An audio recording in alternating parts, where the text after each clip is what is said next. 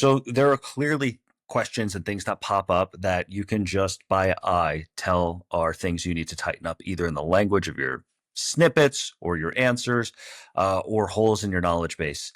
But besides sort of going by eye or by ear, uh, usually bots and bot softwares will have a section that will actually help lead you to water here and actually tell you where the holes are.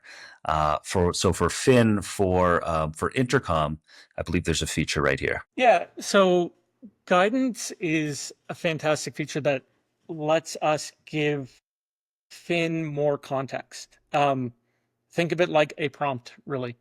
In the past, you were reliant completely on the articles as how it interacted with people and answered them. So if somebody had a login issue, and went, hey, I've got a problem logging in, well, it would go reference the login doc, and it could be this, it could be this, it could be this, it could be this. Here's all the, like, depending on what your problem is, it's one of these. Well, guidance, you can give it context and be like, hey, look, if somebody messages about a login problem, ask for more information. Ask them exactly what the login problem is. Is it that the email address they're using isn't found, that they're not getting the email that we send? What's the problem? Are they logging in but then getting a 403 error? Are they getting kicked out? Like, login problem are they facing? And when they answer, then provide the contextual answer to that problem instead of going, here's all the things it might be, good luck. But you can also give it guidance on how to communicate with users, when to say certain things, what to say, what sources to reference, when to escalate, when to link to a doc, how to handle edge cases. Um, yeah, we've again, there's that login problem guidance, or vague input from a user. If the user's description's too vague or lacks enough detail, prompt them for additional context, like ask leading questions, guide them into helping you, the AI, help them. Don't just take a stab in the dark, because unfortunately human nature sometimes is to throw a keyword or two at the AI and hope for the best. Well, it's at least here now we can kind of give it some guidance. It's like rolling up to McDonald's and going hungry.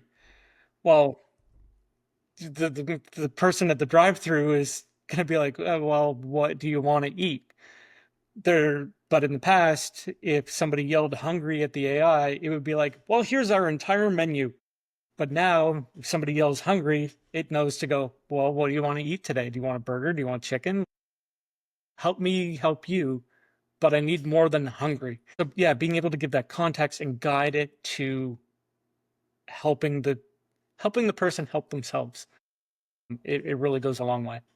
So key areas on guidance, it's like getting people to be less vague, which is a huge problem with AI, right? What was the one that Intercom was like, oh yeah, that was great? Yeah, so it's really obvious, but at the same time, so all of our support documentation, which again is the core knowledge, core part of the brain of Fin, the support documentation, because it's intended also for the human reader, sometimes would say, hey, if you've got questions or concerns about this feature, reach out to our support team at support@rb2b.com. Cool. That makes sense to the human reader. But then the human would be interacting with Fin, and then by default, it was, because that was part of the documentation, it would then tell them to contact support@rb2b.com. Then they'd email us and then get Fin, and they'd go in this loop, because every time Fin was like, hey, yeah, contact support. And then the human would get frustrated and going, I'm already contacting you. So really simple guidance. If you're already talking to the person, don't suggest that they email you because they're already talking to you. It doesn't do it anymore. There's no more frustration. It's awesome. But yeah, really, really simple, straightforward, obvious. But again, the AI doesn't necessarily have that context, right? Like, it doesn't know that it's supported RB2B. It's saying, well, this is what the documentation says to do. This is great. Go contact them. So yeah, telling it not to contact them again, it was huge. And would you say one of the best sort of like uses of guidance is observing loops and then writing something that eliminates loops? Yeah, absolutely. Yeah, if a user or the AI gets into this feedback loop with themselves, find a way to get them out.